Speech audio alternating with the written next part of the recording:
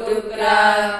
आँखा भित्र अटाउँछिन् भोक भोकै बसी आफू छाती चुस्न खटाउँछिन् जिन्दगी भन्छ आमाले खाएको घाँस घाँसमा सिर्जना मूल हुन् आमा स्रष्टाको इतिहासमा आमाको रूप बिग्रन्छ सन्तान जन्मिएपछि सन्तान पर भई जान्छन् डोलीमा अन्मिएपछि तैपनि हुन्छ यो सारा आमाका निम्ति गौरव आमा निस्वार्थ देवी हुन् कसरी नभनु अब जिन्दगानी रहेसम्म आँखाले देख्न पाउलान् आफ्नो शक्ति भई मान्छे सेवामा जुट्न आउलान्